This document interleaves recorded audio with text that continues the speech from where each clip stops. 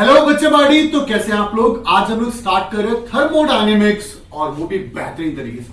Chemistry में भी पढ़ा होगा, केमिस्ट्री सर या मैम ने भी पढ़ा होगा, आज पांडे सर भी पढ़ाने वाले हैं। लेट्स फील थर्मोडायनेमिक है क्या, थर्मोडायनेमिक में क्या क्या चीजें करनी है। देखिए मेरे बच्चे, एक सुंदर सा डायग्राम आपको दिख रहा होगा जो सीधी सीधी सी बात कहता है कि thermodynamics means what we are discussing about the heat is in motion. हम हीट को मोशन में पढ़ने वाले हैं। This is all about thermodynamic. कहते हैं यार कि अगर आप कोई हीट प्रोवाइड करो तो वर्क डन हो जाता है, और वर्क डन करो तो हीट हो जाता है। जैसे एग्जांपल, अगर आप भाप जो स्टीम इंजन है उसमें आप हीट प्रोवाइड करते हो तो पिस्टन मूव करने लगता है, उसकी वजह से वर्क डन होता है। और अगर मैं कहूं कि मैं दौड़ना स्टार्ट कर रहा हूं तो मेरी बॉडी वर्क डन की वजह से मेरी बॉडी का टेम्परेचर इंक्रीज होने लगता है। तो कुल मिलाकर क्या सिस्टम है कि अगर आप काम कर रहे हैं तो भी हीट जनरेट हो सकता है, हीट की वजह से भी वर्क डन हो सकता है। तो कुछ इसी तरीके के बहुत इंपॉर्टेंट फैक्ट्स हम लोग इस थर्मोडायनेमिक चैप्टर में पढ़ रहे हैं अपने ऑफलाइन बैच के साथ। तो चलिए वीडियो को स्टार्ट करते हैं। मैं हूं आपका राकेश पांडे और स्वागत करता हूं अपने प्यारे से channel physics by Rakesh Pandey में। तो बेटू ध्यान से सुनो। सबसे पहला, अभी अपन ने बताया आपको कि थर्मोडायनेमिक क्या है। थर्मोडायनेमिक में जहां पर हम लोग हीट को मोशन में पढ़ रहे होते हैं, अब उससे भी टर्म्स मेन पहला टर्म है जो हमारा main term, that is all about the system. कुछ बेसिक से टर्म्स आपके साथ पहले डिस्कस करूंगा। क्यों? क्योंकि ना बार बार मैं ये वर्ड यूज करने वाला, तो कुछ इंपॉर्टेंट से टर्म है जो आपको जान लेने हैं, क्योंकि जब मैं वो वर्ड यूज करूं तो आपको फील आए कि आप ये बोलना चाहते हैं। जैसे कि पहली बात है यहां पे system. System is all about what, note नहीं करना, अभी ध्यान से सुनो।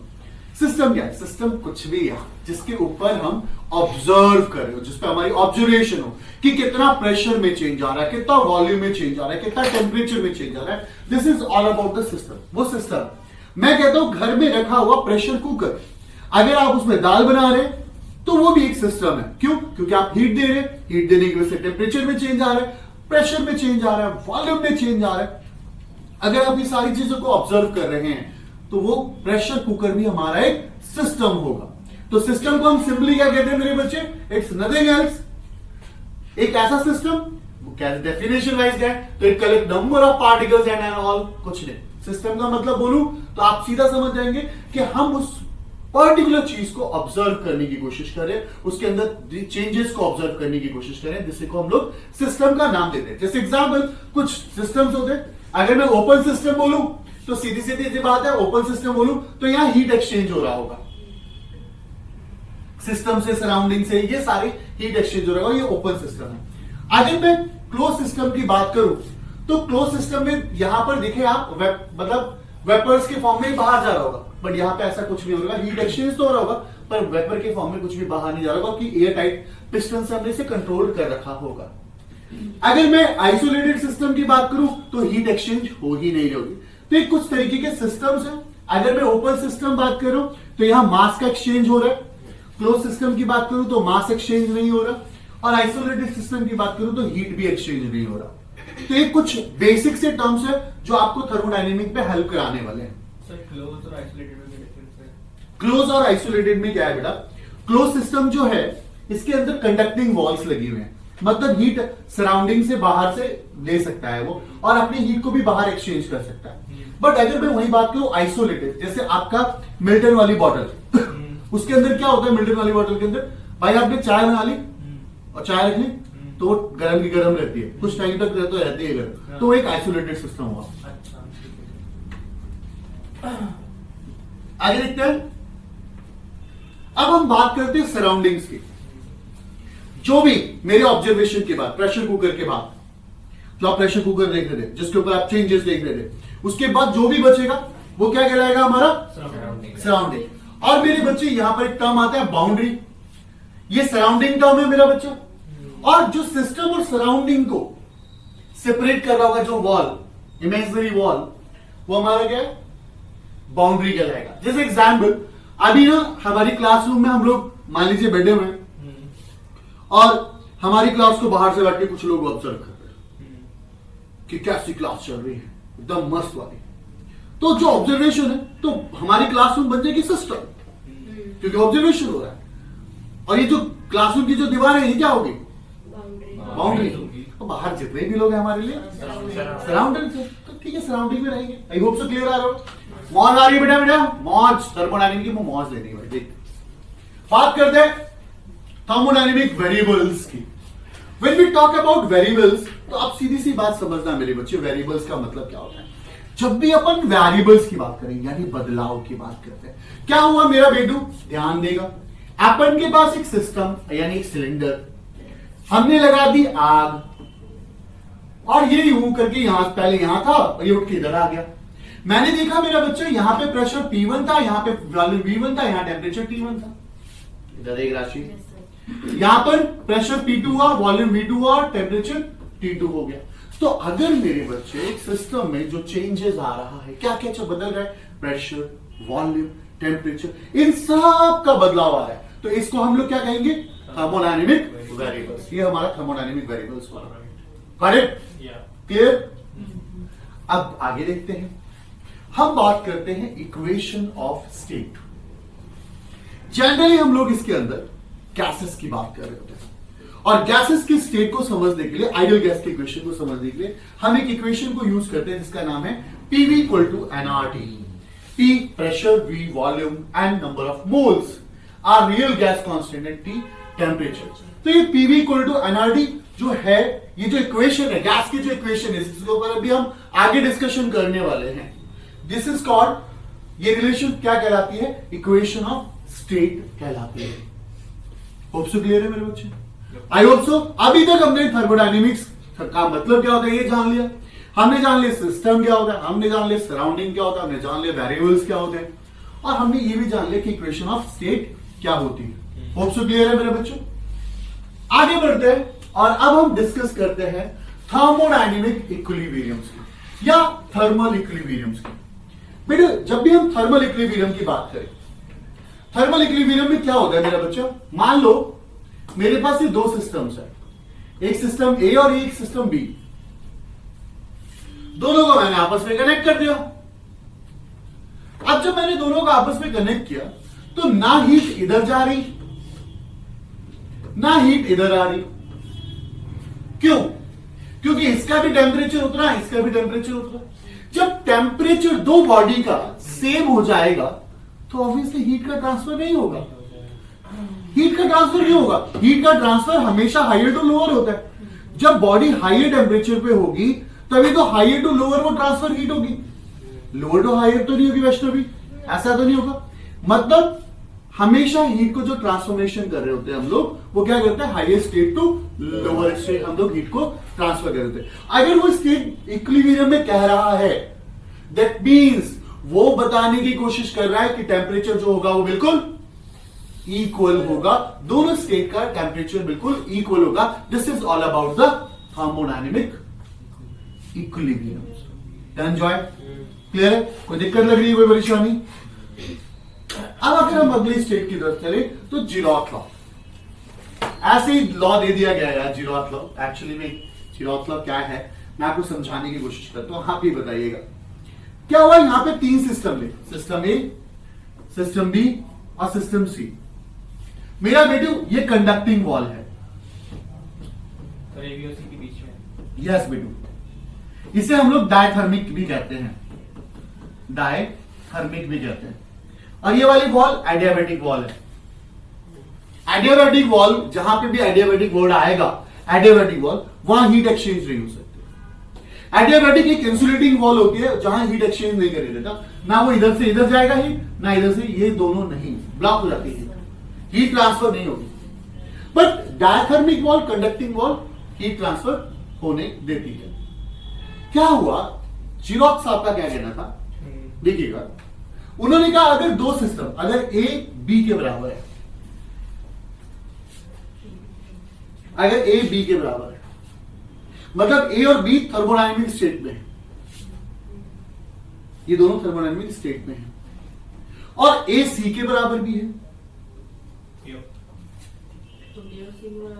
बी और सी भी बराबर है। तो ये कौन सी बड़ी बात है, ये उन्होंने उस टाइम लॉ दे दिया कि ए अगर बी के इक्विलिब्रियम है और ए और सी भी इक्विलिब्रियम में है, बी और सी भी इक्विलिब्रियम में होंगे। This is called time pass law.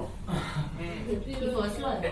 नहीं, ये Zeroth law थर्मल, है। ये जीरोथ लॉ है, जीरो है ना? ठीक है? ओह, क्लियर? डन मेरा बेटू? किसी का नाम है। आई होप सो क्लियर होगा हो यहाँ तक। अब हम बात करते हैं इंडिकेटर डायग्राम की। इंडिकेटर्स क्या है मेरे बच्चे? जहां पे हमें इंडिकेट किया जाए कि कितना प्रेशर में चेंज आ रहा है, कितना वॉल्यूम में चेंज आ रहा है, ये सारे जो इंडिकेशन है वो बताए, उसी को हम लोग कहते हैं इंडिकेटर्स डायग्राम। देखिएगा, फीलिंग के साथ समझाऊं अगर मैं, अभी आप आइसोथर्मल वगैरह वर्ड्स पे मत आइएगा। अभी हम आइसोथर्मल वगैरह पे नहीं जा रहे, क्योंकि अभी हम आगे इसको अच्छे से एक्सप्लेन करेंगे। फिलहाल की बात समझने की कोशिश करेगा। हुआ क्या, देखिएगा, यहां पर एक्सपेंशन हो रहा है, यह एक्सपेंशन ऐसे हो रहा है।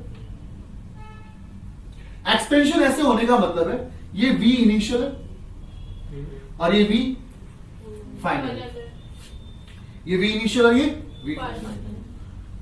मतलब क्या बता रहा है V इनिशियल V फाइनल? क्या बताने की कोशिश कर रहा है कि देखिए ना, जैसे यहां से धीरे धीरे धीरे वॉल्यूम बढ़ रहा है, और वॉल्यूम बढ़ रहा है तो प्रेशर कम हो रहा है।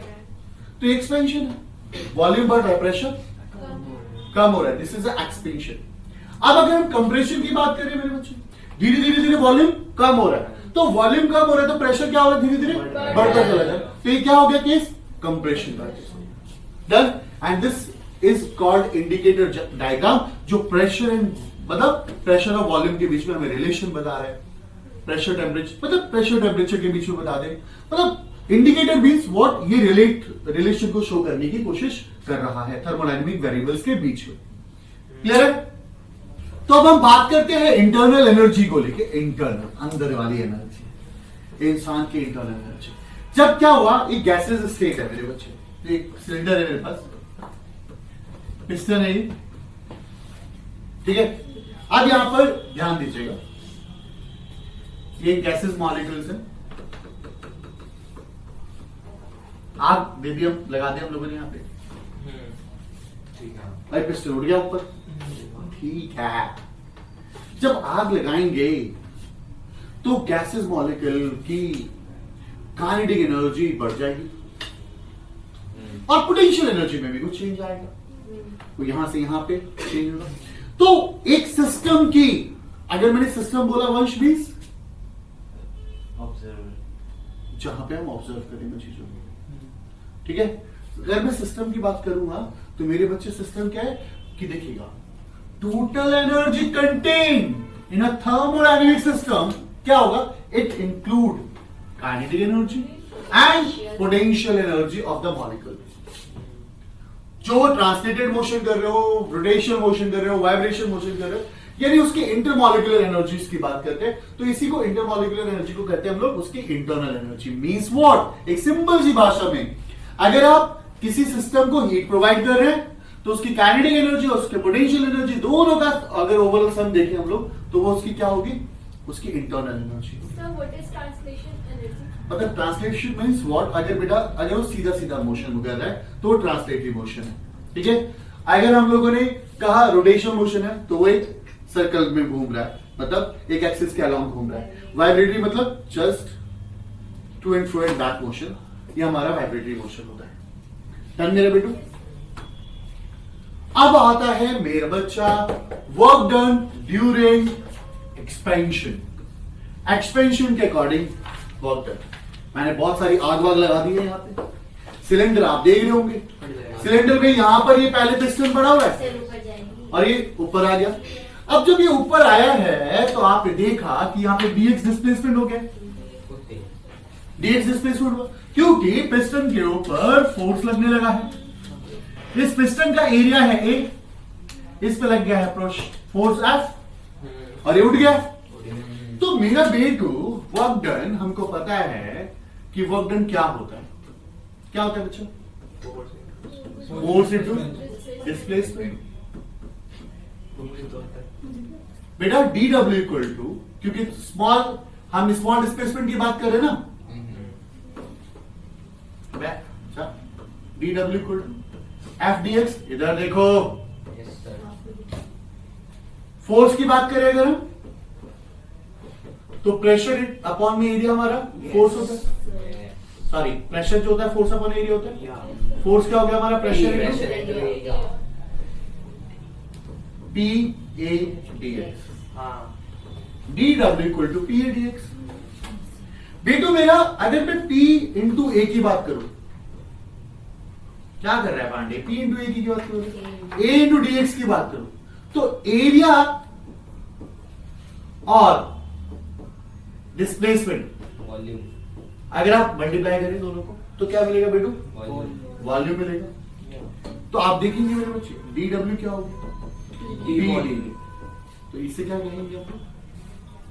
Work done, work done during expansion, expansion के ड्यूरिंग जो वर्क डन हो रहा है D W equal to P into DV होता है। यार मुझे ये पता चल गया कि मैं प्रेशर और वॉल्यूम को मल्टीप्लाई करूंगा तो क्या मिलेगा?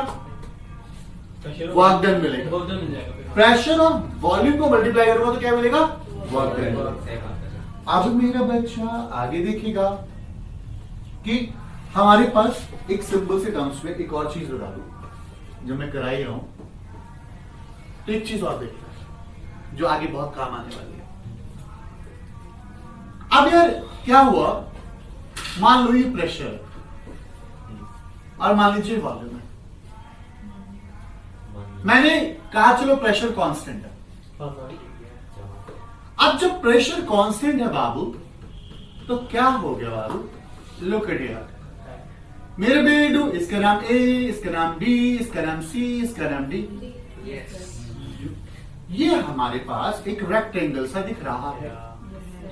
ये बंदा वॉल्यूम को इंडिकेट कर रहा है और ये वाली लाइन हमें प्रेशर को इंडिकेट कर रही है। क्यों जॉय बाबू? तो बेटू हमें चाहिए area of rectangle A B C D. Area का फॉर्मूला होता है L into B, length into breadth. तो बेटू अगर मैं लेंथ की जगह प्रेशर लिख दूं और बी की जगह वॉल्यूम लिख दूं, और हमको ये पता चल चुका है कि प्रेशर और वॉल्यूम को अगर हम मल्टीप्लाई करेंगे तो हमें क्या ज्ञात होगा? हमें तो वर्क डन मिलेगा। उड़ी बाबा क्या मिला? यानी हमें पता चला पीवी कर्व में पीवी कर्व में अगर हम एरिया फाइंड आउट कर रहे हैं, एरिया जो होगा वो वर्क डन के बराबर होगा। इस पे हम कुछ क्वेश्चंस करेंगे, इस पे कुछ क्वेश्चंस देखेंगे, ठीक है? तो चलिए आगे चलते हैं। कुछ ऐसे डिफरेंट टाइप ऑफ केसेस को देख लेते हैं। क्या हुआ अगर हम कहें इसके अंदर हम क्या कहेंगे? इस वाले ग्राफ को देखें, पीवी ग्राफ है, इसको क्या देख के क्या कह रहे हैं? वॉल्यूम कांस्टेंट है, वॉल्यूम में बदलाव नहीं हो रहा, प्रेशर बढ़ता जा रहा है, प्रेशर बढ़ता जा रहा है, वॉल्यूम चेंज प्रेशर है। कितना वर्क डन होगा इस केस में? कितना वर्क डन होगा? लगाओ जीरो होगा ना। क्यों? वॉल्यूम कांस्टेंट है, वॉल्यूम चेंज नहीं हो रहा। और हमको पता है कि D W P into DV होता है। जब वॉल्यूम में ही चेंज नहीं आ रहा भाई साहब, वर्क डन आप चाहें तो वॉल्यूम 1 से लेकर वॉल्यूम 2 तक पी इंटू डीवी ले सकते हैं। भाई साहब अगर वॉल्यूम में बदलाव नहीं आ रहा, V1 और V2 दोनों सेम है, तो क्या हो जाएगा? D W. तो भैया कौन सा शून्य वर्क डन है? ये तो क्या हो वंश, शून्य वर्क डन है। अच्छा ये चलो, यहाँ पी इंक्रीज हो रहा है तो यू बढ़ रहा है, और अगर यो पी डिक्रीज हो रहा है, यो घट रहा है। भाई तेरा यो मैं तेरी मखना, ऐसा कुछ गाना वायरल सॉन्ग आजकल बहुत। पी इज डिक्रीजिंग, अगर प्रेशर डिक्रीज हो रहा है तो प्रेशर डिक्रीज हो रहा है, ठीक है, वर्क डन तो जीरो हुए, वर्क डन क्यों हुए? वैष्णवी समझ में आ रहा है? ओके सर हर्ष पूछ रहा पंजाब देखो कोई थोड़ा बिहारी एक्सेंट भी है। पी और बी का ग्राफ है। वंश क्या कह रहा है? प्रेशर कांस्टेंट है और वॉल्यूम बढ़ रहा है। प्रेशर कांस्टेंट है, वॉल्यूम बढ़ रहा है। तो आपने ये देखा वॉल्यूम इंक्रीज हो रहा है ना, या वॉल्यूम इंक्रीज हो रहा है, Yes. तो वर्क डन तो होगा, और वर्क डन पॉजिटिव होगा। यस सही बात। भाई साहब पर इसमें जीरो नहीं है कभी। क्यों आएगा जीरो अगर आएगा? तो प्रेशर कांस्टेंट है तो पी अच्छा ओके अच्छा अच्छा ठीक है। वॉल्यूम में चेंज हो रहा है ना, डिस्प्लेसमेंट हो रहा है। हाँ, अच्छा एक बात था मेरे यार, मैं सोच सोच के आ रहा, क्या है ये? मैंने कहा ये भी एक्सपेंशन कर रहा है, ये भी क्या है कि मानता हूं कि बिल्कुल प्रेशर कांस्टेंट है, प्रेशर भी चेंज हो रहा है, वॉल्यूम भी चेंज हो रहा है, एक्सपेंशन हो रहा है, वर्क डन क्या होगा? नेगेटिव होना पॉजिटिव ही होगा। एक नेगेटिव पॉजिटिव होगी, दूसरा नेगेटिव हो जाएगा। भाई एक्सपेंशन भी हो रहा है। हाँ अगर ये वाली जो मतलब हम ऐसा बना देते, कंप्रेशन नहीं होता तो हम ऐसा बना देते ये Sure. न्यू सिस्टम कंप्रेशन के केस ये में, नेगेटिव होगा। कम नेगेटिव होता नहीं। तो ये हमारा क्या हो जाता? कंप्रेशन के केस में नेगेटिव वर्क डन हमारा नेगेटिव बोलो हाँ। बोला हाँ। ये सब जितना भी आप देख रहे हैं, ये सब हमारा ये सब हमारा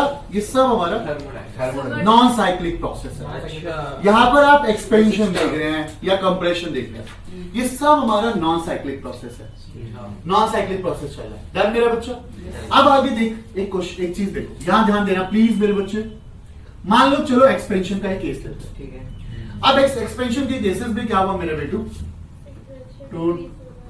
हाँ ये देखिए ना, अगर हमने ये ऐसे करके कर्व बना दिया, ठीक है, एक कर्व बना दिया, हमें पता है एक्सपेंशन का केस है। अब आपको पता है कि area under PV curve work done देता है। Yes. अगर मेरे को पता है ये एरिया फाइंड आउट अगर कर लेता मैं, तो मुझे क्या मिलता? वर्क डन मिलता, वर्क डन मिलता। यस क्लियर है? Yes. तो अगर मैं पीवी कर्व का एरिया फाइंड आउट करूं, तो ये वाला एरिया क्या इंडिकेट कर रहा है हमारा? Work done. Work done indicate कर रहा है। आगे देखते हैं। Cyclic process. अगर सपोज कीजिए नॉन साइक्लिक के एक और एग्जांपल लेने का मन कर रहा है मेरा। हाँ। एक और सपोज कीजिए कि इस बार ग्राफ कुछ ऐसा बना दिया उसने, कंप्रेशन का ऐसा बना दिया, वॉल्यूम घट रहा है तो प्रेशर में चेंज ऐसा आ रहा है। यस तो अब अगर मैं आप ये देखिएगा,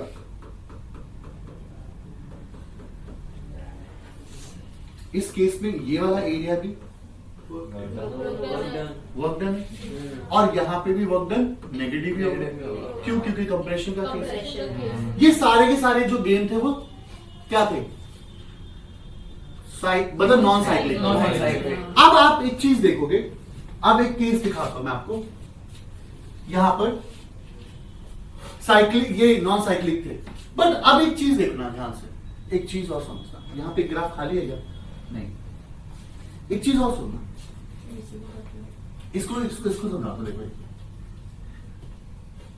मान लेते हैं, या मेरा मन कर रहा है इसी को आगे और बढ़ाते हैं, इसको समझाइए ना, इसको एक और करते हैं। ये देखिए एक चीज है मेरे बच्चे, ये हमारा एक्सपेंशन है, ठीक है। ये हमारा एक्सपेंशन है, ठीक। और ये हमारा कंप्रेशन है, ये हमारा कंप्रेशन है, ये हमारा कंप्रेशन एक्सपेंशन, और ये हमारा कंप्रेशन। अब आप देखिएगा मैंने क्या हुआ, जो वर्क डन ड्यूरिंग एक्सपेंशन हुआ उसको मैंने ग्रीन कलर से कर्व कर दिया, ग्रीन कलर से कर्व कर दिया, ठीक है। और जो वर्क डन ड्यूरिंग कंप्रेशन है उसको मैंने पिंक से वो कर, पिंक से कट कर रहा हूं।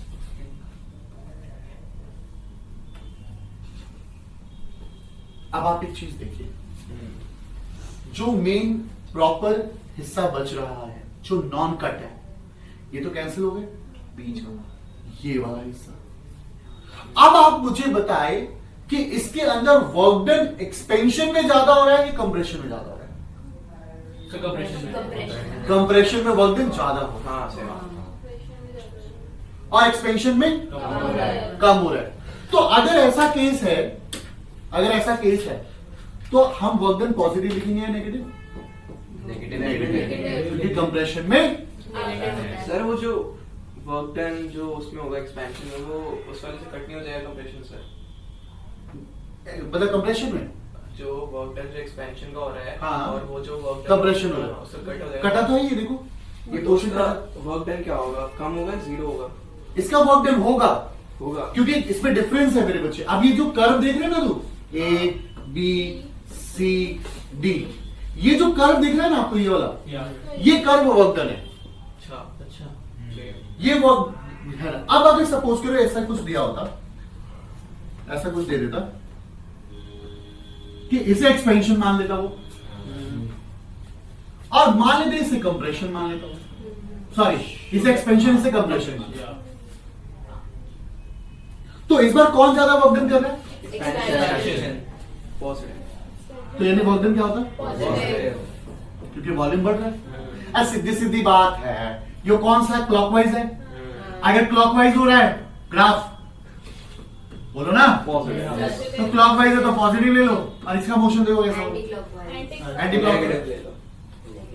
तो आंटी क्या होगी? आंटी हमारी नेगेटिव में होगी। आंटी नेगेटिव होगी। ठीक है, क्लियर? ओ महान आत्माओं, एक्सीडेंट हो गया। प्लीज तीन स्लाइड। या sir pinch of silence. Now I am going to start sign convention. देखो केमिस्ट्री में भी साइन कन्वेंशन पढ़ा है, पर फिजिक्स का साइन कन्वेंशन मुझे पता है, बाकी नहीं पता मुझे। देखो क्या है भाई, सीधी बात बताऊंगा मैं। अगर मैं सिस्टम से हीट ले रहा हूं, हीट एब्सॉर्ब कर रहा हूं, तो मेरी इंटरनल एनर्जी बढ़ जाएगी हाँ। और इंटरनल बढ़ जाएगी तो मैं पॉजिटिव हो जाऊंगा। और सिस्टम हीट को आउट कर रहा है, तो वो नेगेटिव हो जाएगा। सिस्टम हीट को निकाल रहा है तो वो आउट नेगेटिव हो जाएगा। क्लियर है? या इंटरनल एनर्जी का हाँ, ठीक है। सीधी बात कर रहा है। वर्क डन, अगर वर्क डन बाय सिस्टम, अगर सिस्टम वर्क डन कर रहा है तो मेरे लिए पॉजिटिव है ना भाई, सिस्टम काम करे और मैं सिस्टम के ऊपर काम करूंगा तो मेरी एनर्जी आउगी, तो वो नेगेटिव। हाँ, ये केमिस्ट्री में उल्टा है। वर्क डन जब मतलब वर्क डन बाय सिस्टम, जब मैं सिस्टम से काम करवाऊंगा तो मैं पॉजिटिव हूँ, मतलब पॉजिटिव लेना। और work done on a system, जब हमें सिस्टम पे काम करना होगा तो नेगेटिव। सर एक डाउट है। हाँ जी, सेम चैप्टर थर्मोडायनामिक्स पर केमिस्ट्री में वोल्टाइज वो केमिस्ट्री में आपसे डिस्कस करना। अगर मैम बोले सर से पूछो। भाई मेरे तो बिल्कुल एग्जैक्ट है। अगर मैम बोल दे कि सर से पूछना है इस बात को, तो मैं आपको बताऊंगा कि इसका एक्चुअल रीजन बताऊंगा। The increase in internal energy of a system positive मानी जाएगी और डिक्रीज इन इंटरनल सिस्टम क्या माना जाएगा? नेगेटिव। नेगेटिव होगा। ये क्वेश्चन आपको बता चुका हूं मैं, हाँ ये आपका होमवर्क है बेटा। कैसे? अभी मैंने बताया ना कि पीवी कर्व में अगर आपको एरिया फाइंड आउट कर लें अगर आप, तो क्या मिलेगा? आप यहां देखिएगा, यहाँ पे वॉल्यूम निकल गया, वॉल्यूम कितना आ गया 3, और ये प्रेशर कितना आ गया 2 से 5 3 मल्टीप्लाई करिए 3 into 3 9 joule is answer. Done. Triangle 1/2 base into height height height हो गई। ठीक है। लिसन मेरा बेटू, ध्यान देना। आज हम लोग डिस्कस कर रहे हैं फर्स्ट लॉ ऑफ थर्मोडायनेमिक के बारे में। Already first law of thermodynamic क्या कहता है मेरे बच्चा? जैसे हमारे पास एक सिलेंडर है और हमने यहां पर आग जला दी। जब यहां पर आग जला दिया मेरे बच्चे हम लोगों ने, तो यहां पर क्या हुआ? Q amount of heat supply किया मैंने, या delta Q amount of heat supply किया। अब जब सप्लाई किया तो ये सिलेंडर यहां पे था, इस जगह पे सिलेंडर था, ये पिस्टन सॉरी, और ये पिस्टन उठकर कहां आ गया? यहां पर आ गया। नो डाउट यहां पर एक dx डिस्प्लेसमेंट हुआ, इसे हम लोग dx लिख लेते हैं। ये डिस्प्लेसमेंट हुआ। जब हमने हीट सप्लाई किया, हीट सप्लाई होने के बाद इसका इंटरनल एनर्जी चेंज हुआ होगा। इंटरनल एनर्जी चेंज होने की वजह से वो सिलेंडर जो यहां पे था वो यहां पर एक्सपैंड कर गया होगा।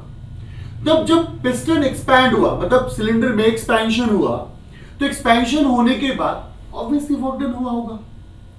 और मैं आप लोगों को एक जनरल टर्म्स में बताता हूं कि फर्स्ट लॉ ऑफ थर्मोडायनामिक्स क्या कहता है। फर्स्ट लॉ ऑफ थर्मोडायनामिक्स कहता है कि जो भी आप total amount of heat supply करोगे एक सिस्टम को, वो सिस्टम उस हीट को पहले इंटरनल एनर्जी में चेंज करेगा और जो बाकी कुछ बच गया होगा वो वर्क डन होगा। ये जो Q है ये टोटल अमाउंट ऑफ हीट है मेरा बेटा, ये हमारा टोटल अमाउंट ऑफ हीट है और ये जो है वो चेंज इन इंटरनल एनर्जी है। इंटरनल एनर्जी और डेल्टा W क्या है बेटा, अमाउंट ऑफ वर्क डन। ठीक है, ये वर्क डन हुआ होगा। अब एक सिंपल सी बात बता मेरे यारा, हम वर्क डन को TdV लिखते हैं, ऑलरेडी मैं पहले बता चुका। तो मैं इस थर्मोडायनेमिक के टर्म को delta Q equal to delta U plus P delta V लिख सकता हूं। अब आपको पता है अगर work done by the system होगा, work done by the system होगा तो हम इसे पॉजिटिव ले लेंगे, work done on the system होगा तो हम यहां पे नेगेटिव। केमिस्ट्री से उल्टा चलता है जैसा कि आपको पहले बता चुका हूं। तो अगर हम फर्स्ट लॉ ऑफ थर्मोडायनेमिक को डिफाइन करना चाहे तो कैसे डिफाइन करेंगे, हम बोलेंगे फर्स्ट लॉ ऑफ थर्मोडायनेमिक में total amount of heat supply to a system is equal to the sum of change in internal energy and work done. Sum of change in internal energy and amount of work done. This is the first law of thermodynamics.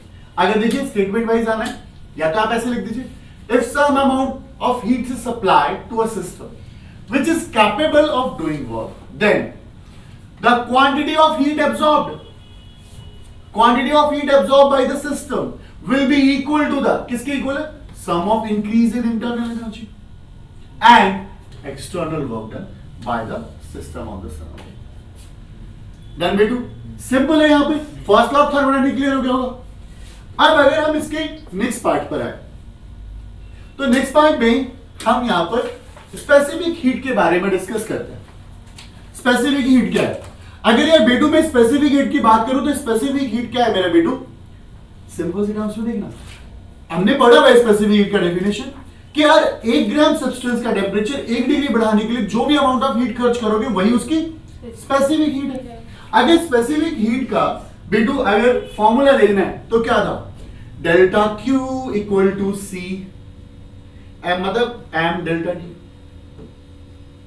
ये तो था।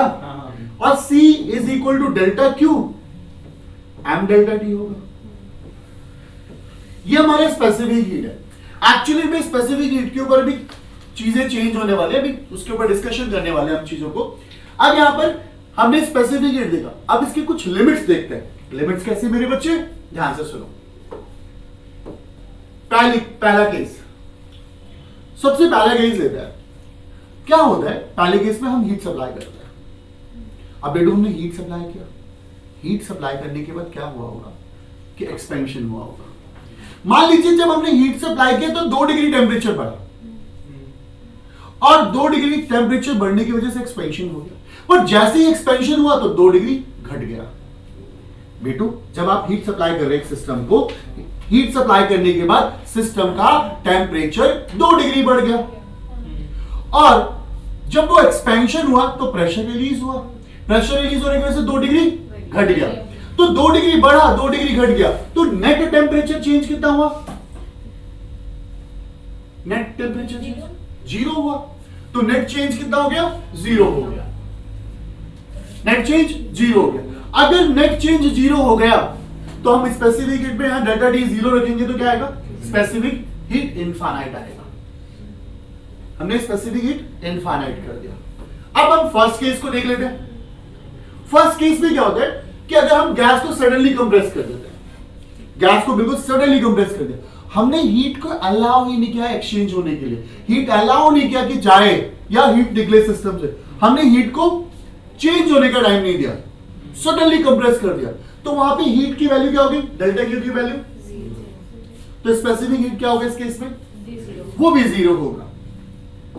अब मेरे बेटा यहां ध्यान दे, next case हमने क्या हुआ, गैस को हीट किया और अलाउ टू एक्सपेंड होने दिया कि भाई चल एक्सपेंड हो जा दो। बट जब हमने हीट दिया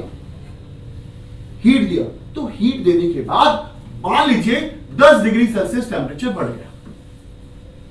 अब एक्सपेंशन हुआ, अब जब एक्सपेंशन हुआ तो देखा गया कि बस 3 डिग्री सेल्सियस ही घटा, तो डेल्टा टी कितना आया, 7 आया, डेल्टा टी 7 आया, वो भी पॉजिटिव आया। अगर डेल्टा टी पॉजिटिव है तो स्पेसिफिक हीट भी क्या होगा, पॉजिटिव होगा। और अगर इसी केस की बात अगर मैं करूं यहां पर इस केस में, तो हमने क्या हुआ, फिर हीट सप्लाई के सिस्टम को, हीट सप्लाई करने के बाद इंटरनल एनर्जी में चेंज आया। अरे चलो मैंने कहा हीट सप्लाई करने के बाद 10 डिग्री सेल्सियस टेम्परेचर बढ़ा, अब एक्सपैंड हुआ, पर एक्सपैंड हुआ ना तो पता चला 15 डिग्री सेल्सियस गिर गया टेम्परेचर उसका, तो डेल्टा टी तो क्या हो गया, नेगेटिव। और डेल्टा टी नेगेटिव होने की वजह से क्या हुआ, हमारा स्पेसिफिक हीट भी नेगेटिव हो गया। डन मेरा बेटू, यहां तक कोई दिक्कत कोई परेशानी, पक्का, ओके। तो अब हम बात करते हैं दो important principle of specific heat of gases के बारे में, दो इंपॉर्टेंट गैसेस को देखते हैं। डन। अब यहां पर आता है molar specific heat at constant volume and molar specific heat at constant pressure. उससे पहले हमें पता चल जाए कि मोलर स्पेसिफिक हीट है क्या, एक्चुअली मोलर स्पेसिफिक हीट है क्या। तो मोलर स्पेसिफिक हीट की बात करें अगर हम लोग, तो सिंपल से टर्म्स में ये कहता हूं मैं कि 1 मोल सब्सटेंस का टेम्परेचर 1 डिग्री बढ़ाने में जो भी अमाउंट ऑफ हीट खर्च होगा वही हमारा मोलर स्पेसिफिक हीट होगा। और मोलर स्पेसिफिक हीट का फॉर्मूला क्या बनेगा, delta Q N C delta D, capital C होता है मेरा बेटा, तो C equal to delta Q and delta D. अगर मैं फॉर 1 मोल बात करूं, फॉर 1 मोल अगर मैं 1 मोल सब्सटेंस की बात करूं तो n की वैल्यू कितनी लूंगा मैं, 1, तो C कितना हो जाएगा, delta Q by n is 1, तो यहां पे डेल्टा टी। अब मैंने कहा कि ये specific heat at constant pressure, तो अगर एट कांस्टेंट प्रेशर की बात करूं, एट कांस्टेंट प्रेशर की बात करूं तो एट कांस्टेंट प्रेशर सीपी हो जाएगा, एट कांस्टेंट वॉल्यूम की बात करूं सीबी हो जाएगा। तो B2 मैं इसको लिख सकता हूं यहां delta Q by delta T at constant pressure और delta Q by delta T at constant at constant volume. Done. यहां तक कोई दिक्कत कोई परेशानी, क्लियर है। Now I am going to start CP and CV relation. CP P छोटा क्या लेना एंड CV, यानी specific heat, molar specific heat at constant pressure and molar specific heat at constant volume, इन दोनों के बीच में हमें रिलेशन फाइंड आउट करना है। मैं एक बार चेक कर लूं सारी चीजें ठीक है, सब बढ़िया चल रहा है, फर्स्ट क्लास। बेटो अगर हम मेयर फॉर्मूला CP-CV रिलेशन की बात करें तो देखना ध्यान से, यो पेपर में जरूर आएगा, शौर्य की कसम। नहीं नहीं आएगा, मेरे पेपर में नहीं आया। CP-CV रिलेशन आएगा, ठीक है, फाइनल में आएगा, डोंट वरी। CP-CV रिलेशन यानी अगर इन दोनों के बीच में रिलेशन देख रहे हैं तो क्या होगा, जरा फटाफट देंगे हम लोग। देख बेटा, मैंने कहा according to first law of thermodynamic,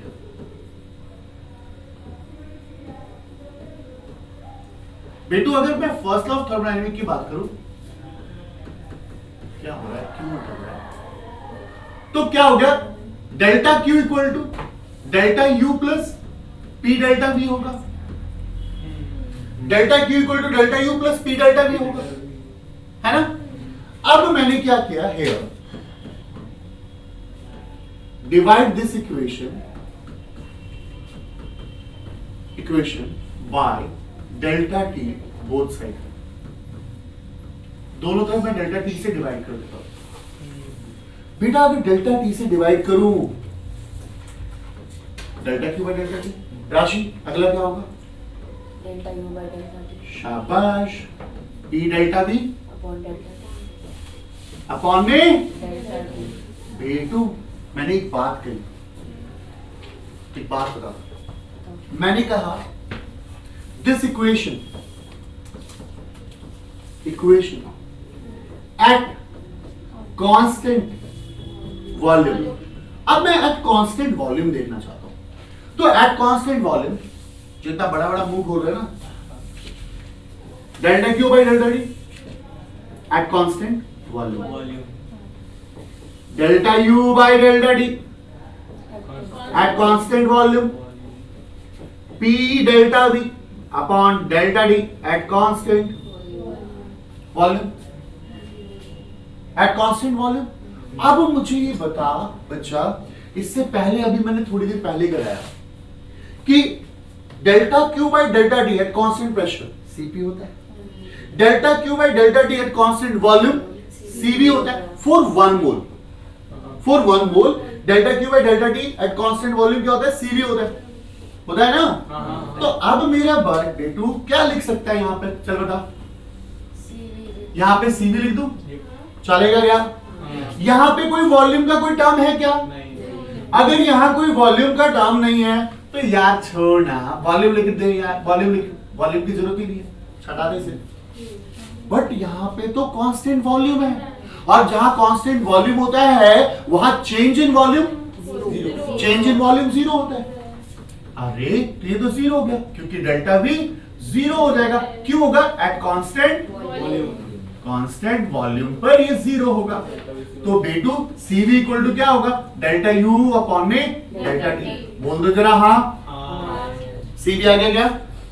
अब मैंने क्या करा, इस इक्वेशन को 1 मान लिया, इस इक्वेशन को, इसको छोड़ो, इस इक्वेशन को मैंने 2 मान लिया। अब मैंने क्या कहा?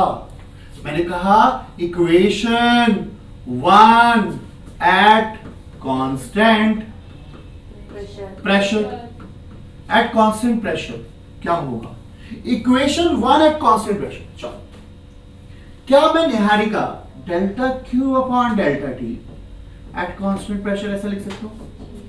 Delta U bye delta T at constant pressure लिख सकता हूं?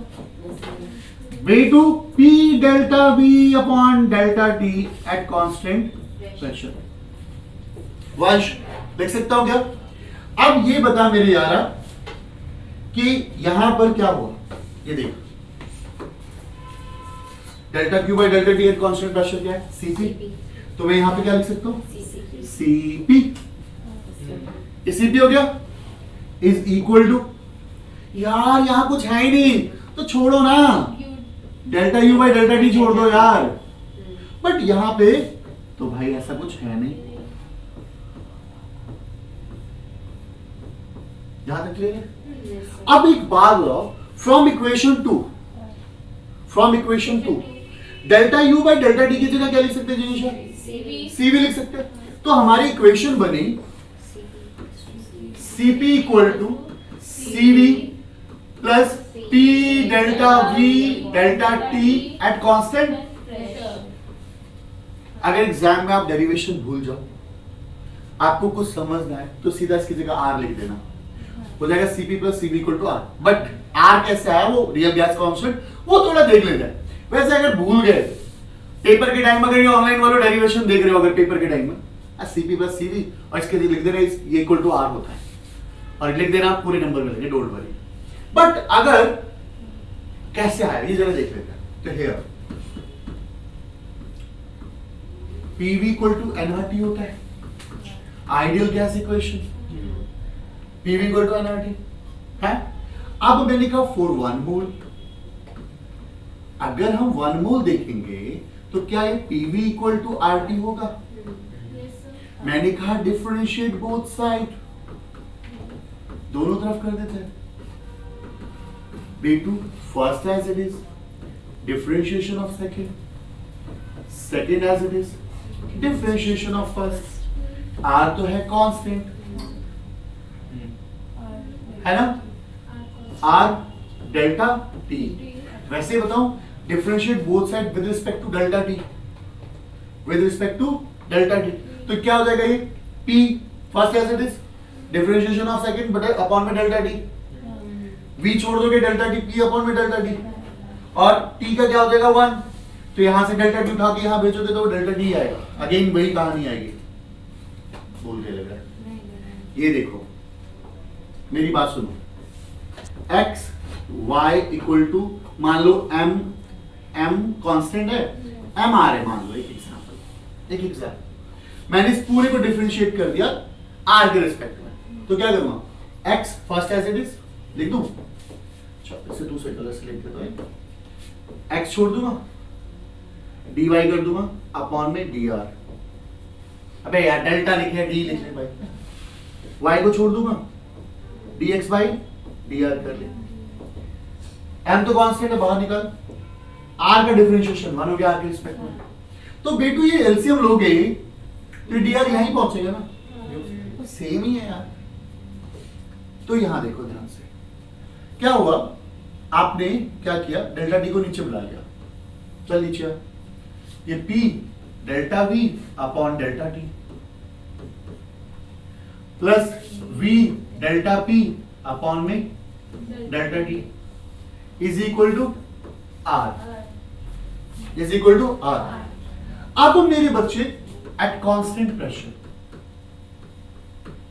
अगर मैं इस इक्वेशन को एट कांस्टेंट प्रेशर लिख लूं तो P delta V delta T at constant pressure, बेटू मेरा V delta P delta T at constant, this is R।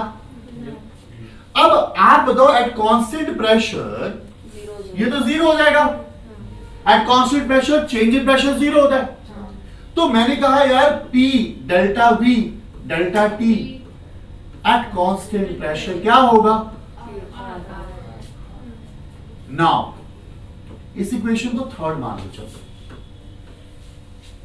Now from third, चलो देखो जरा Cp Cv प्लस R, तो हमने क्या देखा Cp minus Cv equal to, ये है CPCV रिलेशन। चल बेटू पक्का बिंदास, कोई दिक्कत कोई परेशानी, ठीक है। अब यार ये फटाफट छोटे छोटे से टॉपिक्स हैं, थोड़ा देख लेते हैं हल्का सा। यार थर्मोडायनेमिक प्रोसेस की बात कर रहे हैं, केमिस्ट्री में पढ़ा होगा तुम लोगों ने, आइसोथर्मल जहां पे टेम्परेचर कांस्टेंट होता है, आइसोबैरिक जहां प्रेशर कांस्टेंट होता है, आइसोकोरिक जहां पे वॉल्यूम कांस्टेंट होता है, एडियाबैटिक जहां हीट एक्सचेंज नहीं होता। ये सिंपल सिंपल से टर्म्स है, ठीक है, क्लियर है, लोड नहीं लेने का दिमाग पे। अब हम बात करते हैं क्वासी स्टैटिक प्रोसेस का। ये क्वासी स्टैटिक प्रोसेस होता है, क्वासी स्टैटिक प्रोसेस जो प्रोसेस बहुत स्लो रेट से होता है, जो रिएक्शंस बहुत स्लो रेट से होती है वो रिएक्शंस क्वासी स्टैटिक प्रोसेस होती है। बहुत स्लो रेट से मतलब जैसे एग्जांपल दही का जमना, ऐसे करके शोरे बैठा हुआ है, दही जमेगा दही जमेगा दही जमेगा, और उसे पता ही चला बहुत टाइम लग जाएगा, कैमरा भी लगा दोगे तो बहुत टाइम लगेगा, चलो ठीक है। जंग लगना क्वासी स्टैटिक प्रोसेस है ना, क्वासी स्टैटिक प्रोसेस जो बहुत स्लो रेट प्रोसेसेस होते हैं वो सारे क्या होते हैं हमारे क्वासी स्टैटिक प्रोसेसेस होते हैं। A quasi-static process is an infinitely slow process such that system remains in a thermal and chemical equilibrium with the surroundings. बहुत स्लो रेट प्रोसेसेस होते हैं, ठीक है। अब हम बात करते हैं आइसोथर्मल प्रोसेसेस की। एक टर्म्स पे हम देखेंगे आइसोथर्मल प्रोसेसेस। क्या है isothermal processes? An isothermal process is one which the pressure and volume of the system change, but temperature remains constant. Pressure बदल दीजिए, वॉल्यूम बदल दीजिए, पर टेम्परेचर को कांस्टेंट रहने दीजिए। ये होता है आइसोथर्मल प्रोसेस। इसकी कुछ एसेंशियल कंडीशंस हैं। आइसोथर्मल प्रोसेस वो प्रोसेस है जहां पे टेम्परेचर कांस्टेंट रखना है, प्रेशर बदलो वॉल्यूम बदलो पर टेम्परेचर को कांस्टेंट रखो। अब यहां ध्यान से सुनोगे कुछ कंडीशन क्या है। पहली कंडीशन, जो भी आप सिलेंडर जो आपका सिस्टम है, जो उसकी वॉल्स है वो परफेक्टली कंडक्टिंग होनी चाहिए, allowed to exchange the heat, by heat absorb भी कर सकता है और हीट को रिलीज भी कर सकता है। पहली बात तो ये है, मतलब सिस्टम के साथ उसका कनेक्शन बना रहना चाहिए। Second point, process of compression और expansion should be very slow, वो बहुत धीरे धीरे होने चाहिए। मतलब आप इमीडिएट प्रोसेस नहीं करेंगे, आप जो कंप्रेशन होगा वो भी स्लो रेट में होना चाहिए, एक्सपेंशन होगा वो भी स्लो रेट में होना चाहिए, ताकि उसे सफिशिएंट टाइम मिल सके हीट को एक्सचेंज करने में। क्योंकि कंप्रेशन होगा तो हीट बढ़ेगा, एक्सपेंशन होगा तो हीट घटेगा। तो भाई एकदम से इमीडिएट एक्सपेंशन भी ना हो जाए और इमीडिएट कंप्रेशन भी ना हो जाए। तो यहां पर इस प्रोसेसेस को हम लोग क्या कहते हैं, आइसोथर्मल प्रोसेसेस। ये एसेंशियल कंडीशन है, नहीं समझा? नहीं समझ गया। अब मतलब ऐसा नहीं है कि आइसोथर्मल प्रोसेस है तो वहां पे प्रेशर और वॉल्यूम को चेंज नहीं करोगे। अपन किसको कांस्टेंट रखेगा? टेम्परेचर को कांस्टेंट रखेगा। अब यहां पे देखिएगा बेटा, इक्वेशन ऑफ आइसोथर्मल प्रोसेस। अब पीवी इक्वल टू एनआरटी होता है। अरे भाई बोलो ना, पीवी इक्वल टू एनआरटी होता है। फॉर 1 मोल, अगर मैं 1 मोल के लिए चलूं, एन फिक्स कर दूं, 1 मोल के लिए चलूं, एन को कांस्टेंट कर दूं, चल तो अगर मैं सीधी सी बात करूं, चल एन को फिक्स कर दिया मैंने, कांस्टेंट कर दिया, आर को भी फिक्स, आर तो कांस्टेंट है भाई। आइसोथर्मल में टेम्परेचर भी कांस्टेंट होता है, आइसोथर्मल में टेम्परेचर भी कांस्टेंट होता है, तो ये पूरा टर्म क्या हो जाएगा? कांस्टेंट। तो पीवी इक्वल टू क्या बन जाएगा? के, यानी constant. PV equal to constant हो जाता है। ये होता है हमारा essential condition of isothermal processes, जो कि बहुत इंपॉर्टेंट है। Work done in an isothermal expansion. Isothermal की बात हो रही है, तो आइसोथर्मल में आपने बताया टेम्परेचर कांस्टेंट होता है, कॉन्सेंट्रेट है। अब यहां पर आपने क्या हुआ? हीट सप्लाई किया। मान लो यार पहले पिस्टन यहां पे था, जब पिस्टन यहां पे था तो इसका प्रेशर P1 रहा होगा, वॉल्यूम V1 रहा होगा, टेम्परेचर T1 रहा होगा। और जब ये यहां गया तो प्रेशर P2 हो गया होगा, वॉल्यूम T2 हो गया, V2 हो गया होगा, प्रेशर टेम्परेचर T1 ही रहा होगा। आइसोथर्मल है, आइसोथर्मल है तो टेम्परेचर कांस्टेंट है। तो बेटू मेरा हम ये जानते हैं कि वर्क डन dW PdV होता है, PdV होता है, या delta W equal to P delta V लिखो, I don't care. Work done ही होता है PdV। अरे हाँ है ना? Here in isothermal process, in isothermal process में क्या होगा यार? बताइए जरा। आइसोथर्मल में पीवी इक्वल टू कांस्टेंट होता है, पीवी इक्वल टू कांस्टेंट होता है। अभी टेम्परेचर कांस्टेंट होता है, वैसे हम यहाँ पे इसको पीवी इक्वल टू एनआरडी भी तो लिख सकते हैं, कांस्टेंट होता है, पीवी इक्वल एनआरडी भी तो लिख सकते हैं। अब यहां ध्यान से सुनिएगा, हम यहां से ना प्रेशर निकाल लेते हैं। प्रेशर अगर निकाल लेंगे, प्रेशर निकाल लेंगे तो एन आर टी अपॉन में बी हो जाएगा, हाँ है ना? अब ध्यान से देख, बाद में नोट करिए, देख here dW equal to, here dW equal to P की जगह क्या रखेंगे मेरे बेटू? nRT बाई V इनटू में dV। बेटा ये small amount of work done है, मुझे वर्क डन निकालना है, मुझे वर्क डन निकालना है फ्रॉम वॉल्यूम 1 टू वॉल्यूम 2। जब यहां पे था वॉल्यूम और जब ये यहां पर आया, तो अब मैं यहां पर अगर देखूंगा तो मुझे क्या करना पड़ेगा? इंटीग्रेट करना पड़ेगा, integrate both side from V1 to V2, volume 1 से वॉल्यूम 2 तक करना पड़ेगा ना। तो देखो यहां लिखो, इंटीग्रेट करा dW, यहां पे भी इंटीग्रेट हुआ V1 से V2। बेटा क्या आया? nRT अपॉन में V डेल्टा V। अभी अपन ने इंटीग्रेशन को साइन हटाया है, n कांस्टेंट है, r कांस्टेंट है, t कांस्टेंट है, बाहर निकाल के फेंको, ठीक है? आप चाहते तो k लिख दो, कोई प्रॉब्लम नहीं है, बट यहां पे देखिए V1 V2 dV अपॉन में V।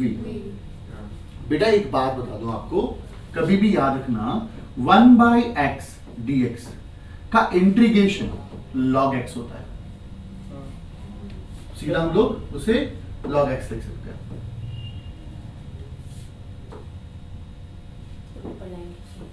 log x कहां पे लाइन खींच गई? log x होता है। अब यहां पे देखो dw का इंटीग्रेशन क्या होगा? w। dw का इंटीग्रेशन dx का इंटीग्रेशन x होता है, dc का इंटीग्रेशन c होता है, dm का m, तो dw का w। अब ये हुआ n r t, natural law क्या है? v, और वो भी कहां से? v1 से v2, v1 से v2 तक। अब यहां पर क्या हुआ? अरे स्पेस ही नहीं है क्या? यहां देखो, चलो W W यहां देखना ध्यान से, क्या होगा? NRT upper limit natural log upper limit V2 minus natural log V1 V1। अब इसे क्या करना पड़ेगा? हमें करना पड़ेगा छोटा सा, ये छोटा सा करना पड़ेगा, जो भी छोटा सा होगा यार, ठीक है? इसे करो छोटा सा,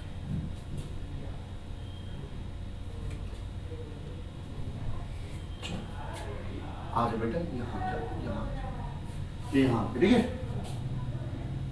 दिख रहा है क्या? W equal to NRT log V2 minus V1, है ना? अब आपको एक बात बता दो, यहां से केस दोबारा करा लो थोड़ा सा, यहां से, ठीक है? अब देखिए W NRT natural log V2 upon में V1। अब आप कहेंगे ऐसा क्यों? V2 अपॉन V1 क्यों? क्योंकि मेरा बच्चा, अगर आपके पास log A minus log B दिया हुआ है तो आप उसे log A अपॉन में B लिख सकते हैं। तो यहां पर V2 अपॉन V1 तो natural log V2 by V1। अब ये जो वर्क डन आया आइसोथर्मल का, वर्क डन जो आइसो का आया, वहां क्या आ रहा है? NRT natural log V2 by V1। मुझे नेचुरल लॉग से लॉग में लेकर आना है, तो आपने केमिस्ट्री में किया होगा 2.303 NRT log V2 by V1। और ये डेरिवेशन बहुत इंपॉर्टेंट है मेरे बच्चे, नेचुरल लॉग से लॉग में आने के लिए 2.303 से मल्टीप्लाई करना पड़ता है। क्लियर है? तो ये है work done in isothermal process. I hope so online आपको भी समझ में आ गया मेरे बच्चे, ठीक है? क्लियर? अब हम स्टार्ट करते हैं, आज चैप्टर को एंड करते हैं और एडियाबैटिक प्रोसेस के बारे में। यार जब भी एडियाबैटिक प्रोसेस मुझे सुनाई देता है तो एडियाबैटिक प्रोसेस में मुझे एक ही चीज समझ में आती है कि एक ऐसा प्रोसेस जहां पे हीट एक्सचेंज ना हो, हीट एक्सचेंज नहीं होनी चाहिए, ना हीट अंदर से बाहर आ पाए ना बाहर से हीट अंदर जा पाए, ऐसे ही प्रोसेस का नाम है एडियाबैटिक प्रोसेस। इसकी कुछ कंडीशंस है एडियाबैटिक प्रोसेस की जो आपको जाननी चाहिए। वॉल ऑफ द कंटेनर जो होना परफेक्टली इंसुलेटेड होना चाहिए, मेल्टन की बात है, वैसे परफेक्टली इंसुलेटेड नहीं है, कोई भी चीज परफेक्टली इंसुलेटेड नहीं होती वैसे।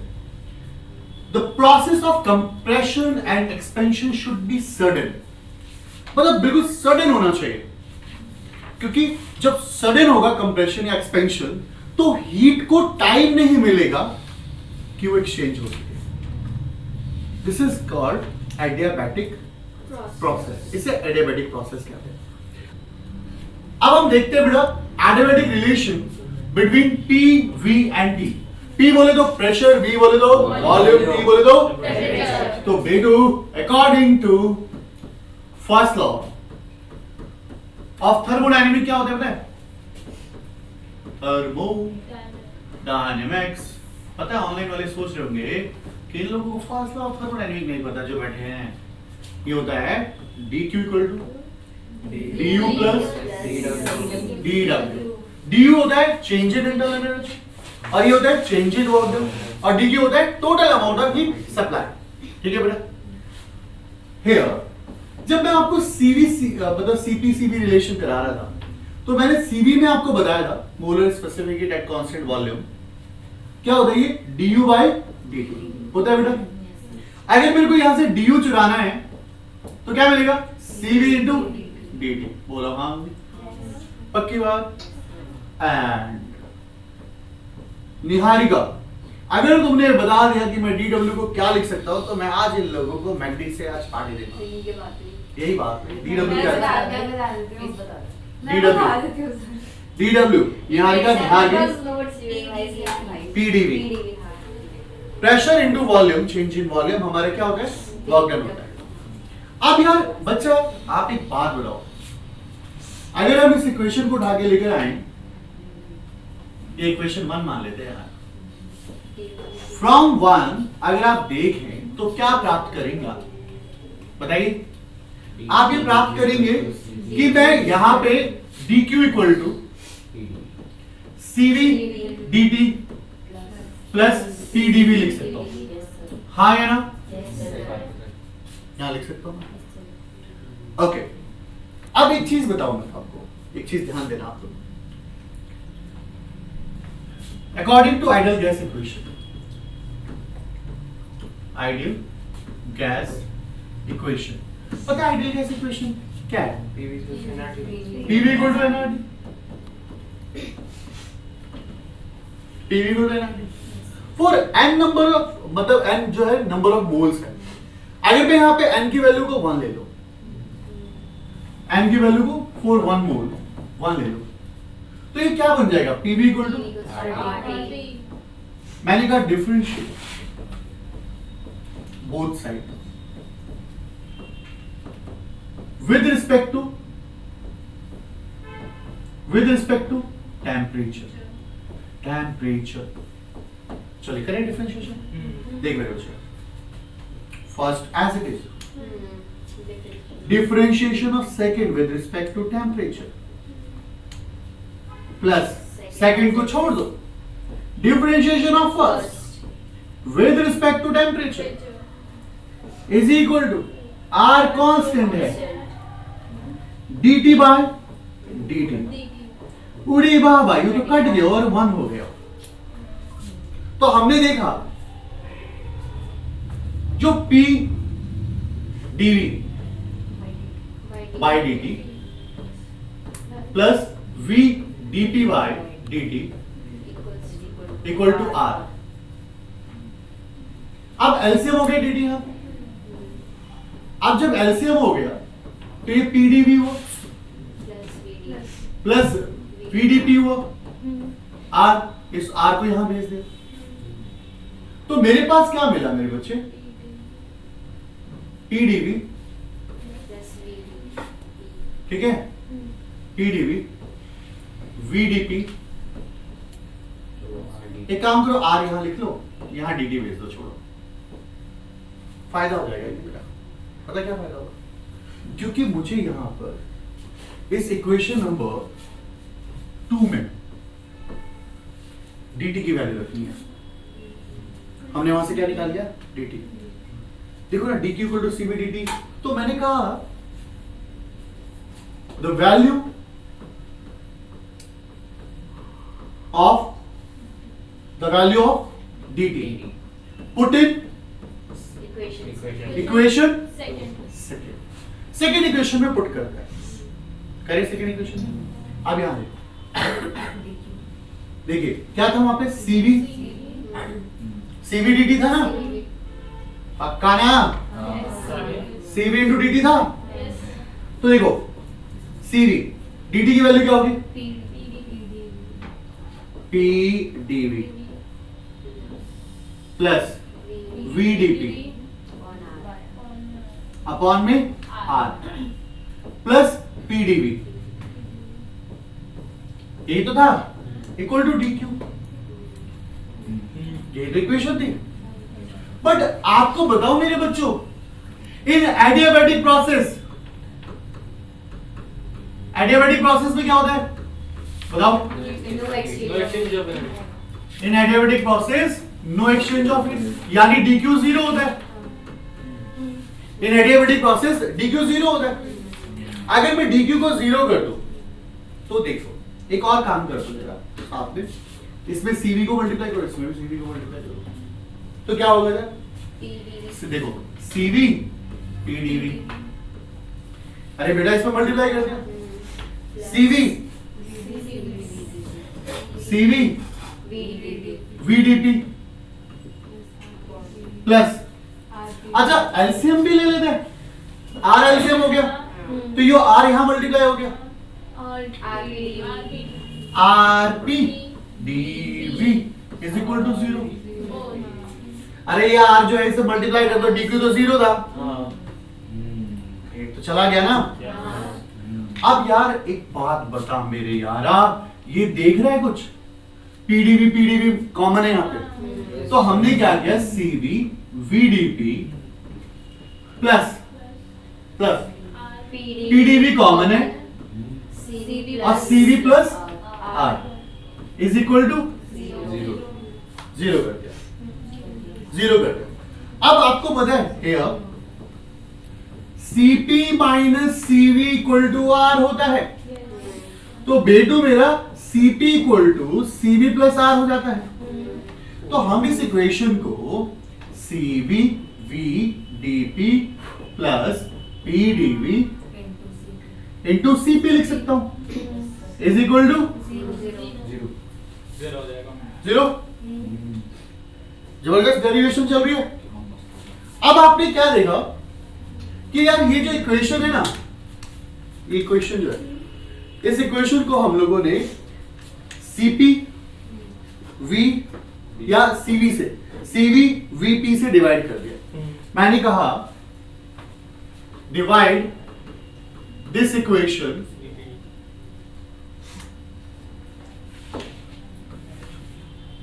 मैंने देखा यहां पे divide this equation bye CV V और P, इससे डिवाइड कर दो बोथ साइड, दोनों तरफ डिवाइड कर दो। अब देखो क्या मिलेगा, दोनों तरफ डिवाइड करने के बाद फायदा क्या मिलेगा। ये देखो वहां पे क्या है, CV VDP, ये ना क्या है, CV VDP, वहां क्या है, CP PDV is equal to zero. CP PDV CP PDV CV VDP। अब मैंने क्या करा, डिवाइड करना है, यानी CV VP CV VP CV VP divide कर दिया मैंने। अब एक डिवाइड कर रहा तो क्या हो गया, टिंग टिंग टिंग टिंग कट गया, क्या क्या बचा, DP बाई P। अच्छा CP अपॉन CV पता क्या होता है, that's a gamma. CP upon CV gamma होता है। और ये P से P कट गया, यहां DV अपॉन में V बच गया, और ये फिर जीरो हो गया। पक्का? Yes sir. मैंने क्या करा, इंटीग्रेट बोथ साइड, मैंने दो तरफ इंटीग्रेट कर दिया। अब करो इंटीग्रेट, ये देखो DP अपॉन P, गामा बाहर, DV अपॉन V, जीरो का इंटीग्रेशन। अब सुनो, कभी भी याद रखना 1 by x dx का इंटीग्रेशन log x होगा, तो 1 अपॉन PDP का इंटीग्रेशन क्या होगा, log P। ठीक है मेरा बेटू, गामा log V। हाँ बोल दो बेटा। अगर शौर्य ने ये बता दिया कि इंटीग्रेशन ऑफ जीरो क्या होता है, तो आज मैग्नी में कांस्टेंट कांस्टेंट ही होता है। आपको सर कैमरे में रिकॉर्ड हुआ है। सर अंडर एस्टिमेट कर दिया ऐसे कैसे छोड़ दिया? तो नहीं छोड़ दिया। कांस्टेंट होता है के, चलो मैग्नी पे पार्टी मिल जाएगी आप लोगों को। कांस्टेंट के, कांस्टेंट के नहीं, आज नहीं मिलेगा। सुनो यार, मैं पंगे नहीं लूंगा यार, बेफालतू इंसान हो गया। सुनो ध्यान से, आपको बता दूं मेरे बच्चे कि अगर कहीं A log B लिखा हुआ है, A log B, तो आप उसे लिख सकते हो log B की पावर A, log B की power A। Done. log P log V की पावर गामा, और ये तो कांस्टेंट है। ओके, अगर आपको बता दें कहीं log A plus log B लिखा हुआ है, ओए सोचते नहीं, log A into B, A into B लिख सकते हैं हम लोग। तो यहां देखो log P V gamma equal to K के लिख सकते ओके हैं, ठीक है, के लिख सकते हैं। अब आपको बता रहा हूं, ध्यान से सुनो, लॉग को इधर भेजेंगे, एंटी लॉग, ऐसा एंटी लॉग हो जाएगा एंटी लॉग ऑफ कांस्टेंट के जो होता है वो भी एक कांस्टेंट वैल्यू है, तो आप क्या लिख सकते हैं, पीवी गामा इक्वल टू के कांस्टेंट, मतलब के, यानी पीवी गामा क्या हुआ, के के। यार अभी तो ये रिलेशन पता है क्या है, ये रिलेशन पी और वी के बीच में है, अभी तो टी के साथ भी रिलेशन, पर भाई स्लाइड तो खत्म हो गई होगी मुझे पता है, छोटा कर दो ना। तो एक ऐड कर लेते हैं। तो अभी यहां ध्यान से सुनो, ध्यान से सुनो, अभी हमने रिलेशन क्या निकाला ये बताइए, पीवी गामा इक्वल टू के, एक रिलेशन निकल गया, PV gamma equal to constant. अब मैं रिलेशन निकालता हूं, रिलेशन बिटवीन, पता है किसके बीच में, relation between P and T, P and T निकालते हैं यार, पी और वी के, पीवी के बीच में निकल गया, पी और टी निकालते हैं, ठीक है, according to ideal gas equation पता है क्या होता है, PV equal to R T for one mole, है ना बेटा, ऐसा ही होता है बेटा, ओके। हमको क्या चाहिए, हमको पी और टी है, तो अपन प्रेशर को जिंदा रखना है, प्रेशर को जिंदा रखना है, तो हमने क्या किया, V equal to R T upon में V अपॉन में P। अब इस V की वैल्यू को उठाओ, इक्वेशन नंबर क्या है ये, 1 चलो यार जो भी इक्वेशन है इस इक्वेशन का नाम, X ले लो, चलो इक्वेशन ए ले लेते ये है हैं, इक्वेशन ए ले लेते हैं, ए इक्वेशन। अब मैंने क्या करा, the value of V put in equation A equation में पुट करते हैं, चलो करें। अब सुनो, ये देखो P डॉट V की जगह पर R T upon P gamma equal to constant. अब सुनिएगा, आर की पावर गामा, टी की पावर गामा, पी की power gamma equal to K. अब मैंने क्या किया, पी की पावर 1 है, ये ऊपर आ जाएगा तो माइनस गामा, पी की पावर गामा इक्वल टू के अपॉन में आर गामा। अबे आर कांस्टेंट है, के कांस्टेंट है, इट्स अनदर कांस्टेंट के, तो रिलेशन आ गया P1 minus gamma P gamma equal to K. This is the P and T relation, P और T के बीच में रिलेशन है। अब हम क्या करते हैं, अब हम रिलेशन, अब क्या करते हैं, अब हम रिलेशन इसको यहां उठा के लाएंगे। अब हम एक और अब हम करते हैं किसके बीच में relation, relation between V and T के बीच में रिलेशन, ठीक है। हमारे पास क्या है बेटा, PV gamma equal to constant, बोलो yes PV gamma equal to constant. अब पीवी गामा कांस्टेंट है तो अब हमें जिंदा क्या रखना, V हमें, तो according to ideal gas equation, ideal gas equation PV equal to R D for 1 मोल, बेटा फॉर 1 मोल, कोई बात, फॉर 1 मोल। अब यहां देखो ध्यान से, क्या जिंदा करने में, बी बी जिंदा रखना है, सॉरी डेरिवेशन एग्जाम में आ सकती है। अंजी भाई, 100%।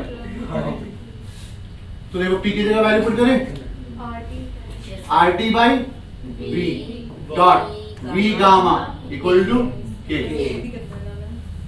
अब देखो आर तो नीचे भेजूंगा, वी ऊपर जाएगा, तो V gamma -1 T K upon but K upon R.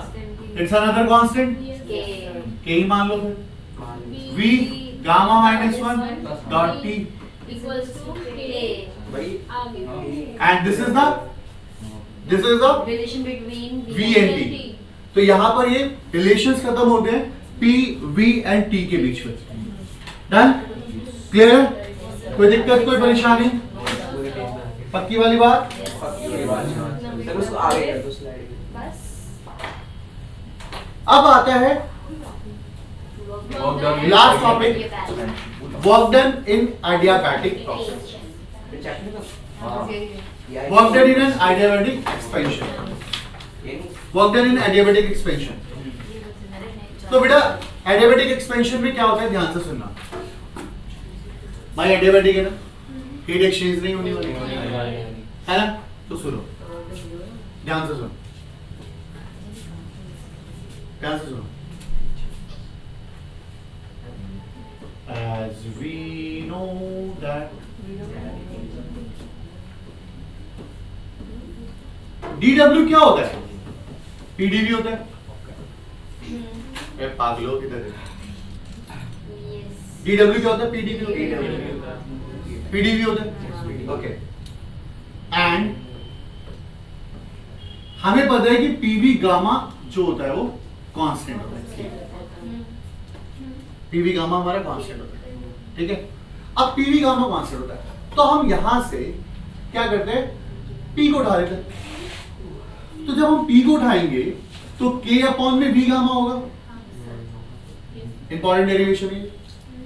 DW is equal to P की जगह पर हम रख सकते हैं K V गामा dV. बेटू मेरा एक बात बता, DW कितना अच्छा होता है कि K को बाहर इधर रख दे साइड में, V को ऊपर में बुला ले तो माइनस गामा इनटू में D. इसको ऊपर बुला लिया. अब हमें ये ज्ञात है, हमें ये पता है कि x की पावर n का integration x n plus 1 upon n plus 1 होता है. ये रिलेशन पता है. तो अब मैंने क्या किया, इंटीग्रेट कर दिया बोथ साइड फ्रॉम वॉल्यूम 1 से वॉल्यूम 2. अभी तो वक्त निकालोगे वॉल्यूम 1 से वॉल्यूम 2 तक. अब यार इंटीग्रेट करो, चलो DW K को बाहर करो, चलो V गामा राशि DW का इंटीग्रेशन क्या होता है, W K. अभी देखो, और वो भी V1 से V2 तक इंटीग्रेट हुआ भाई. भाई पावर में 1 ऐड करते हैं, V minus gamma plus 1 minus gamma plus, वो भी वॉल्यूम 1 से वॉल्यूम. ओके ध्यान दे मेरे यार. W equal to K. अच्छा 1 माइनस गामा प्लस 1 को मैं 1 माइनस गामा लिख सकता हूं. 1 माइनस गामा लिख दिया. 1 माइनस गामा. ऊपर वाले को भी यार मैंने ऐसे ही कर दिया, V 1 माइनस गामा और upper limit V2 minus V1. Sir ऐसा कर सकता हूं, कर सकते हैं. अब देखो ध्यान से, बस it's a last moment. K को मल्टीप्लाई इसमें भी किया, K को इसमें भी कर दिया. तो W इक्वल टू क्या हुआ, 1 minus gamma K V2 1 minus gamma minus K V1 1 minus gamma. बचपाड़ी. परंतु हमें पता है PV गामा कांस्टेंट होता है, तो मैं इसको लिख सकता हूं P1 V1 gamma P2 V2 gamma. कोई माइकल रोक नहीं सकता. ठीक है. अरे यार P1 V1 equal to P2 V2 equal to constant. अब ये बात बताओ मुझे, क्या मैं K की जगह पर ये वाली वैल्यू पुट कर सकता हूं? क्या K की जगह ये वाली वैल्यू पुट कर सकता हूं? दोनों कांस्टेंट है. A भी इसमें पुट हो सकता है, A भी इसमें पुट हो सकता है. अब यहां देखो W equal to 1 minus gamma K V2 है ना, 1 माइनस गामा माइनस के V1 1 माइनस गामा, यही तो इक्वेशन बन गई। अब देखो W equal to 1 minus gamma, K की जगह क्या रख सकते हो? P1 सॉरी P2 V2 रखना चाहता हूं मैं, कोई मना करेगा? P2 V2 गामा रखना चाहता हूं। और ये देखो V2, देखो V2, इसको तोड़ दिया मैंने, 1 डॉट माइनस, तोड़ दिया मैंने, देखो इसको माइनस, के को मैं लिख सकता हूं P1 V1 गामा, इसको तोड़ रहा हूं मैं, V1 की पावर 1 डॉट माइनस गामा। अब यार ये तो कैंसिल आउट हो गया, माइनस प्लस माइनस जीरो हो गया ना पावर, ये भी पावर जीरो हो गई तो 1 हो गया। हो गया, सही बात है। तो W equal to 1 minus gamma P2 V2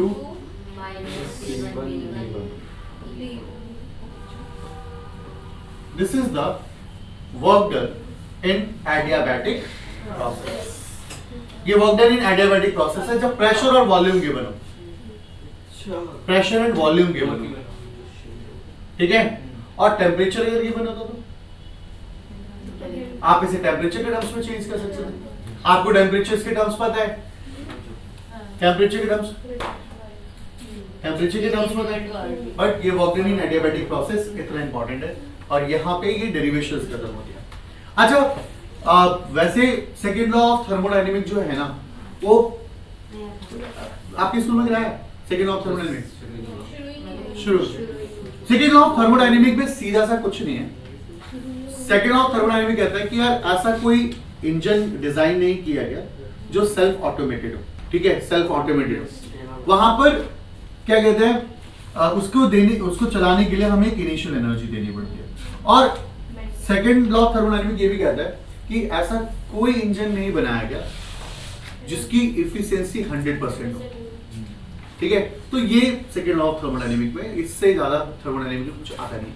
तो मिलते हैं नेक्स्ट वीडियो में, तब तक के लिए आप सभी को राधे राधे।